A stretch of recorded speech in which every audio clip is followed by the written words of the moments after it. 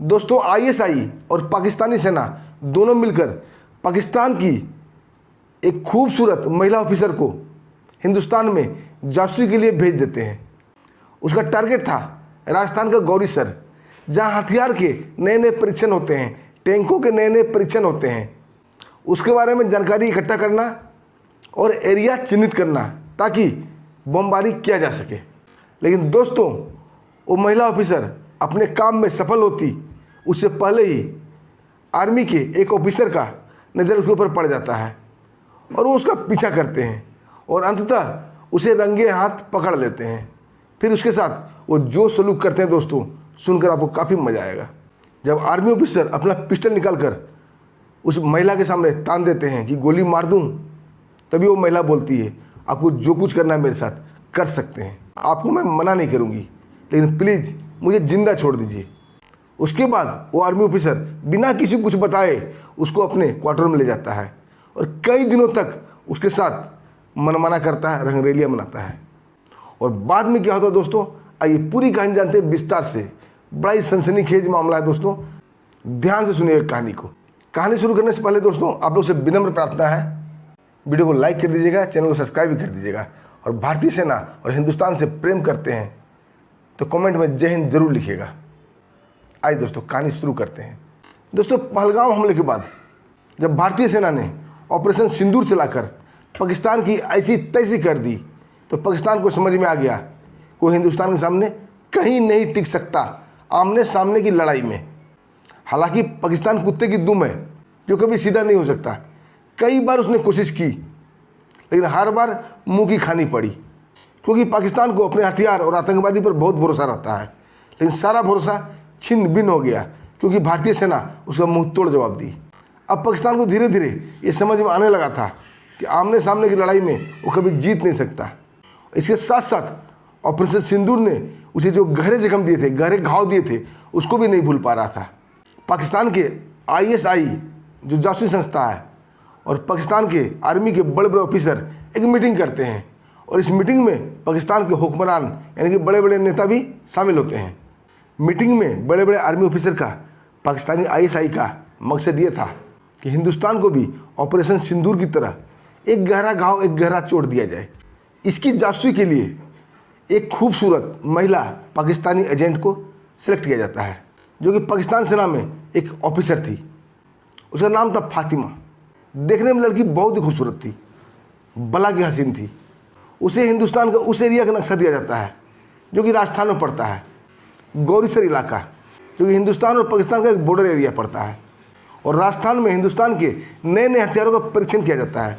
नए नए टैंक जो कि टी अर्जुन, T-72, T-90 ये सब का वहाँ परीक्षण चलता है। और नए नए जो DRDO जो हथियार बना रही है उसका परीक्षण राजस्थान में ही होता है। तो फातिमा को इसके लिए वहाँ भेजा गया था कि एरिया को चिन्हित करे और सेट पर उसे एरिया चिन्हित करके बताए ताकि एयर स्ट्राइक करके हिंदुस्तान को भी एक गहरा घाव, एक गहरा चोट दिया जा सके। दोस्तों सब कुछ तय हो जाता है। अब मामला यहाँ अटकता है कि फातिमा को किस एरिया से बॉर्डर क्रॉस कराया जाए। तो राजस्थान का एक एरिया है गौरीसर, वो बहुत ही संवेदनशील आर्मी एरिया है जहाँ आम लोगों को जाना मना है। वहाँ जो यूनिट डिप्लॉय होती है, जो आर्मी बेस बनाया जाता है, उसका सिर्फ मकसद एक ही रहता है, जो परीक्षण वाला क्षेत्र होता है उसको कवर करके रखना ताकि दुश्मन देश के जासूस या कोई भी गलत एक्टिविटी वाले बंदे वहाँ तक ना पहुँचे, कोई उसका फोटो ना खींच ले, ना कोई उसका वीडियो बना ले। इसलिए आर्मी बेस को वहाँ डिप्लॉय किया गया है। दोस्तों 30 अप्रैल की रात के सन्नाटे में रेतीले टीले के बीच बसा राजस्थान का गौरीसर का तार वाला एरिया, तार वाला बाढ़ को एक परछाई क्रॉस कर जाती है। परछाई बड़ा ही खूबसूरत थी। जैसे ही भारत की सीमा में वो कदम रखती है, अपना गेटअप चेंज करने लगती है, अपने खूबसूरत रेशमी बालों को खोल देती है, बेतरतीब इधर उधर बिखरने लगती है। उसमें थोड़ा सा रेत मिट्टी भी लगा लेती है। अपने खूबसूरत चेहरे पे मिट्टी मलने लगती है। कपड़ा तो उसने पहले से ही गंदा मटमैला पहना हुआ था। पैरों की जूतियाँ खोल के फेंक देती है और नंगा पाँव वहाँ से वो चलने लगती है। एक मुड़ा तुड़ा उसके हाथों में एक नक्शा था, उसे एक बार ध्यान से देखती है, उसके बाद उस नक्शे को फाड़ के फेंक देती है और उसे रेत में दबा देती है। उसके हाथों में एक पोटली था जो कि साधारण कपड़े का था और पोटली में भीख मांगने का सामान था, जैसे कटोरी उटोरी ऐसे कुछ आइटम था, और पोटली बड़ा ही गंदा था ताकि एक नज़र में कोई आदमी उसे छुए भी ना। दोस्तों रात के अंधेरे में कई किलोमीटर पैदल चलकर वो आर्मी एरिया में दाखिल हो जाती है। हाल उसका भूख से बेहाल हो चुका था क्योंकि वो रात भर पैदल चली थी, चेहरे पे थकान लग रही थी और देखने में एक भिखारन सी लग रही थी। अब वो आर्मी के फैमिली क्वार्टर की तरफ घूमने लगती है। कभी बुजुर्गों के सामने बैठकर अपना दुख का रोना रोने लगती है कि उसके पति का देहांत हो गया है, उसकी सास बीमार है, उसके लिए वो भीख मांग रही है। कभी आर्मी के वाइफ के सामने अपना गिड़गिड़ाना लगती है, रोने लगती है, क्योंकि उसे मालूम था आर्मी के लोग दिल के बड़े ही भले होते हैं, बड़े हेल्पफुल होते हैं, और इसी कमजोरी का वो फ़ायदा उठाना चाहती थी। धीरे धीरे दोस्तों 3-4 दिन उस एरिया में घूमती है। लगभग लोगों की नज़र में आ चुकी थी कि एक भिखारन आई है, बड़ा ही खूबसूरत है, उसके पति का देहांत हो गया है और घर में उसकी सास रहती है, उसके लिए वो कुछ भीख मांगती है। दोस्तों लोग दया करके उसे कोई कपड़ा दे रहा था, तो कोई खाना भी दे रहा था। दोस्तों धीरे धीरे वो 1 सप्ताह उस एरिया में घूमती है। अब लगभग सभी लोग उसे जान चुके थे। उसके बाद दोस्तों शुरू होता है फातिमा का खतरनाक और नया खेल, जिस मकसद से वो पाकिस्तान से आई थी। पहले दोस्तों वो घूम घूम कर पूरा एरिया को वॉच करती है। उसे उसी एरिया में करीब 2-3 किलोमीटर दूर एक पुराना खाली बंकर मिल जाता है जो किसी युद्ध में इस्तेमाल किया गया था, लेकिन अब वो किसी काम का नहीं था क्योंकि वो बंकर किसी गोला गिरने से या बम गिरने से ध्वस्त हो चुका था। लेकिन बंकर का आधा भाग अभी भी सुरक्षित था। फातिमा अपना ठिकाना उसी बंकर के पास बना लेती है क्योंकि बिल्कुल वीरान जगह पे थी और किसी का आना जाना उधर संभव नहीं था। शाम को वो लापता हो जाती है, उसी बंकर में जाकर घुस जाती और धीरे धीरे अपना सारा सेटअप उस बंकर में उन्होंने ठीक कर लिया था। अपना ट्रांसमिशन मशीन जो कि मैसेज ट्रांसफ़र करते हैं, और भी उपकरण जो कि यहाँ से वीडियो और ऑडियो और फोटो भेजा जा सके पाकिस्तान, उसे सब कुछ सेट करने के बाद एक बटन कैमरा निकालती है जो कि बहुत ही कीमती था और बहुत ही पावरफुल था। अपने मैले कुचेले पुराने फटे कपड़े में सिल लेती है। अब दोस्तों किसी को कोई शक, कोई गुंजाइश नहीं रह गई थी। अब उस एरिया में वो घूमने लगती है। अब वो सिर्फ रोटी मांगने के लिए नहीं, कपड़े मांगने के लिए नहीं घूमती थी, अब वो लोगों से बातचीत भी शुरू कर देती है। असली रंग और असली खेल दिखाना शुरू करती है। अब वो लोगों के साथ देश दुनिया की बातें भी करती थी, हिंदुस्तान पाकिस्तान की बातें भी करती थी, क्योंकि अभी कुछ ही दिन हुए थे पहलगाम हमला का, उसके बाद ऑपरेशन सिंदूर का। फौज कहाँ जा रही है, कितनी गिनती है, क्या है, सब कुछ वो अब काउंट करना शुरू कर दी थी और इस सब पर ज़्यादा दिलचस्पी लेती थी। और फौजी एरिया में जहाँ की फैमिली क्वार्टर रहते हैं वहाँ ये सब बातें आम होती है। जब फौजी लोग अपनी ड्यूटी चले जाते हैं तब महिलाओं का ग्रुपिंग वहाँ बैठता है और यही सब बातें होती है। ये हुआ, वो हुआ, आज यहाँ जाने वाले हैं, कल उसके पति वहाँ गए थे, कल उसके पति टीडी जाने वाले हैं। ये सब फैमिली आपस में बातें करती हैं। उनको ये नहीं पता चलता कि ये कितनी आम खबर है, कितनी खास खबर है। अगर कोई जासूस इसका फ़ायदा उठाना चाहे तो बहुत बड़ा फ़ायदा उठा सकता है।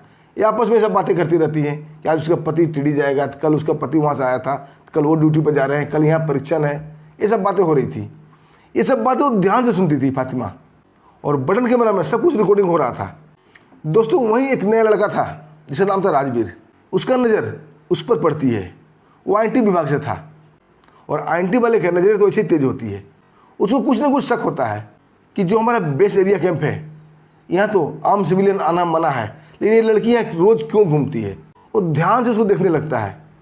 वो जिस हिसाब से अपना गेटअप की थी, ज़्यादातर एज दिखाने की कोशिश की थी, उस हिसाब से उसकी एज लग नहीं रही थी। क्योंकि दोस्तों स्किन से लड़कियों का एज का पता चल जाता है, चाहे चेहरे पर कितनी भी धूल मिट्टी लगा लो। राजवीर को कुछ शक होने लगता है कि जरूर दाल में कुछ काला है, क्योंकि अभी वो जान रहा था पाकिस्तान आमने सामने लड़ाई लड़ने के मूड में नहीं है। वो इसी तरह कोई हरकत करेगा। और यहाँ पर बहुत ही महत्वपूर्ण सूचना थी क्योंकि सारा परीक्षण इसी एरिया में होता था। राजवीर अपने ओसी साहब के पास जाता है, उसको सारी बातें बताता है।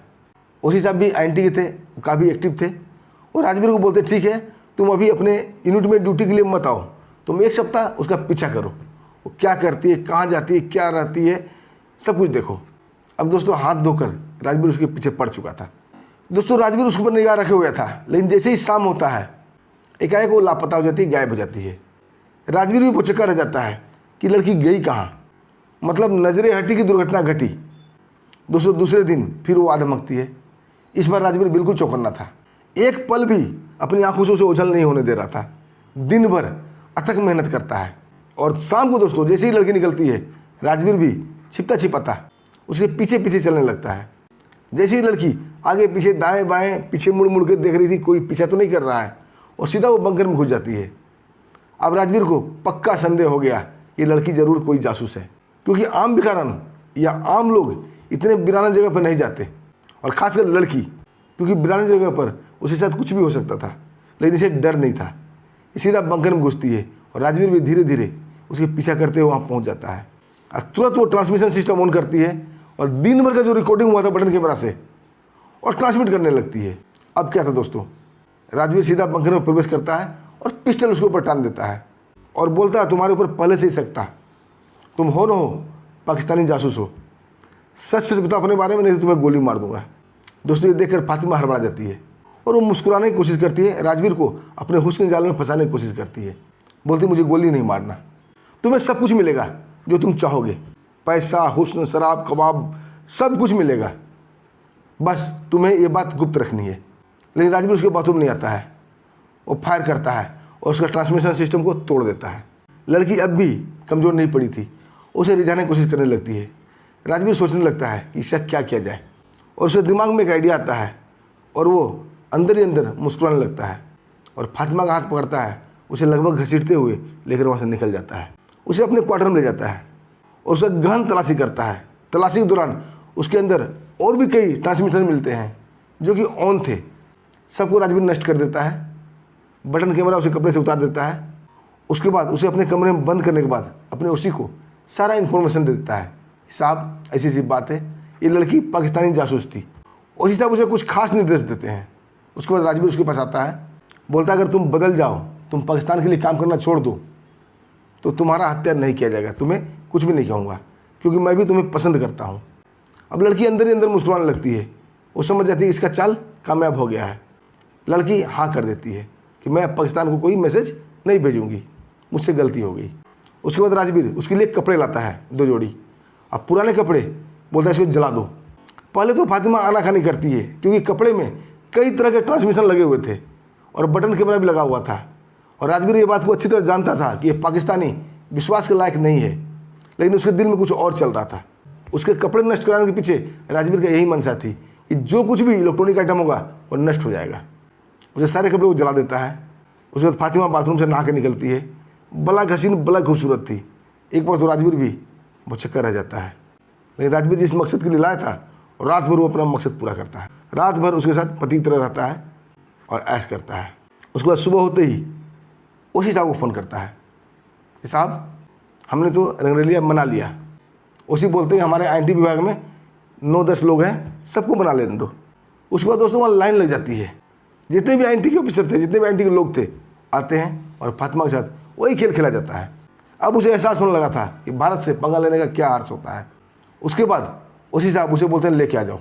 उसे बार रूम में बैठाया जाता है। उसे गहन पूछताछ की जाती है। उसे पूछा जाता है कि बताओ अगला ऑपरेशन क्या है, अगला ठिकाना क्या होगा तुम लोग का, नहीं तो तुम्हें गोली मार दिया जाएगा।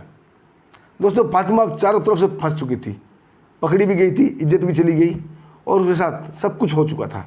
लेकिन अब वो मरने से डरने लगी थी। जब ओसी साहब उसके साथ क्रूरता से पेश आते हैं और बोलते हैं अगर तुमने सच सच नहीं बताया, तुम्हारे साथ यही प्रक्रिया दिन भर चलता रहेगा जब तक तुम मर नहीं जाती। दोस्तों फातिमा का रूह कांप जाते हैं।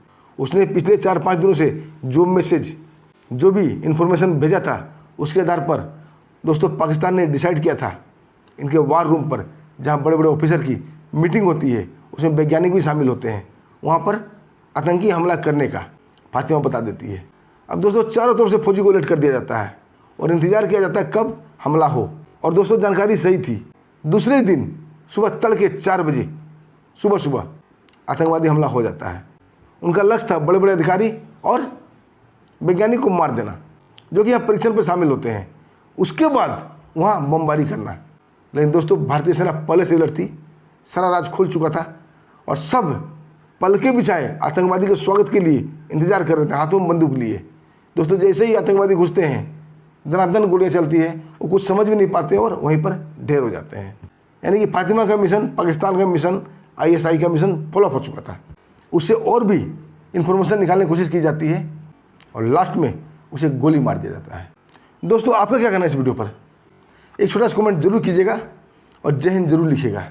दोस्तों फिर मिलते हैं एक शानदार सच्ची और देशभक्ति कहानी के साथ। तब तक के लिए मैं आज्ञा दीजिए। नमस्कार, जय हिंद, जय भारत।